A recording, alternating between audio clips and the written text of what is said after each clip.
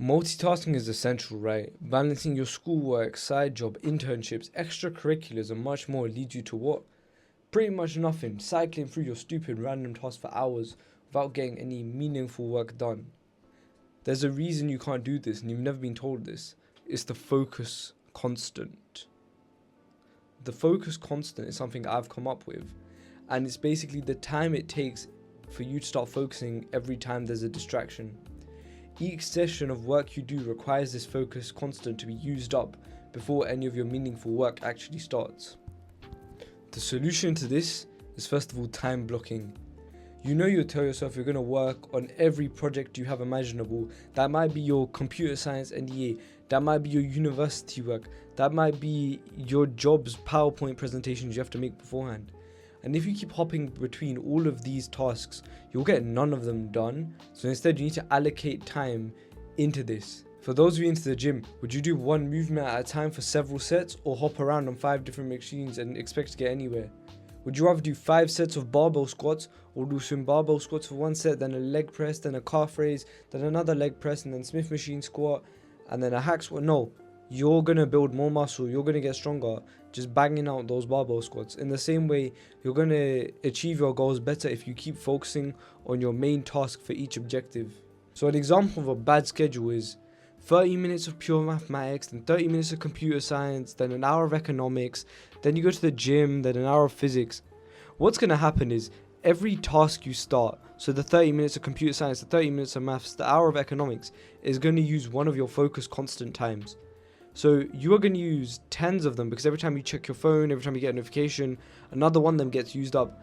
And you might think that, oh, it's just 5 minutes, it was just 6 minutes, it's just 10 minutes even. But that adds up into hours in your days. You know how many days you spent where hours have gone past just by you checking your phone, looking at your Instagram DMs, looking at your messages. And I know I've fallen into this too, and it happens. But you can't let that get to you. You need to do long bouts of work in isolation. Let's say you're going to do an hour of work that uses up one of your focus constants. But if you're going to do 20 minutes of work on one task and then the next task and the next task, you're wasting 3 or 4 focus constants.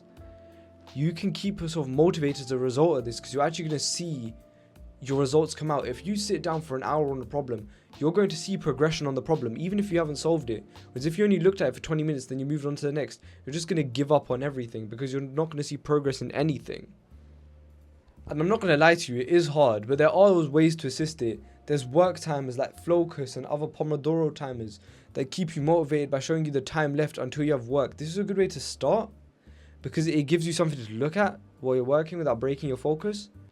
But I think it's bad because it just encourages you to work for the clock, not work for the sake of doing your work. So that's why I think you should use study with me streams, like the one popping up here, that you can use to go with your own pace or with other people's paces. For example, if you have 2 hours to study, watch a 2-hour study with me while having your study open and actually do it. And it feels like someone's studying with you, and you can get stuff done because you know they're not looking up to talk to you like if you're in a library with your mates. They're not distracting you, you're doing your work, they're doing their work.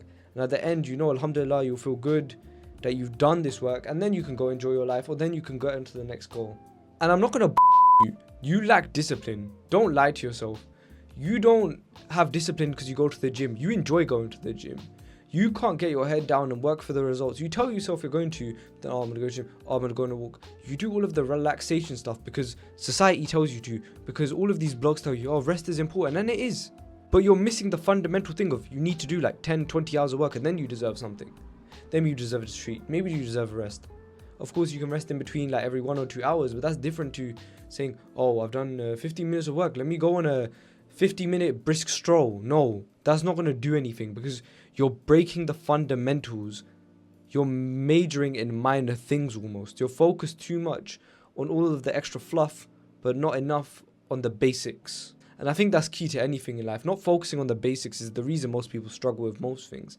When it comes to maths, not focusing on your basic exam questions. When it comes to computer science, not focusing on your basic programming fundamentals. When it comes to gym, not focusing on your basic movements. That's what kept me slowed down in the gym as well. All of these things will lead to you progressing nothing. You will go nowhere without the basics. Once you have mastered the basics, then you can start adding little tricks and tips and all of this. And finally, for external motivation, you need to think yourself and ask yourself these questions. Think to yourself and ask yourself, what do you really want? Do you really want this thing? Why do you want it?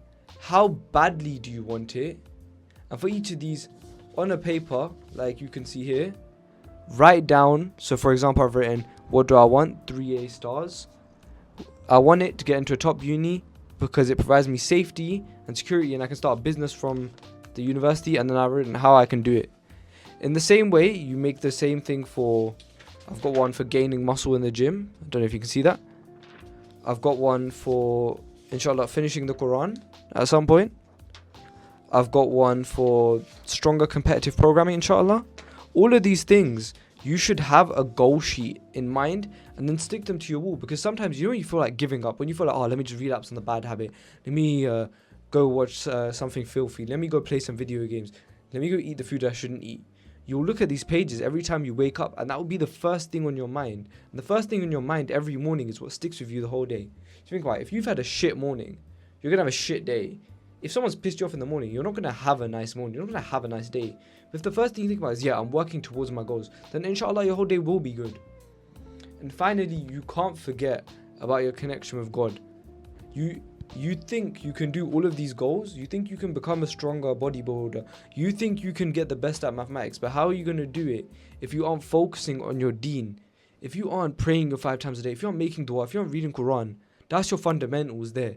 Because until you've built those habits, you will build nothing. Because Allah can take away things as soon as He can give them to you. Inshallah, we're all blessed. Well, I hope I saw with this. Assalamu alaikum.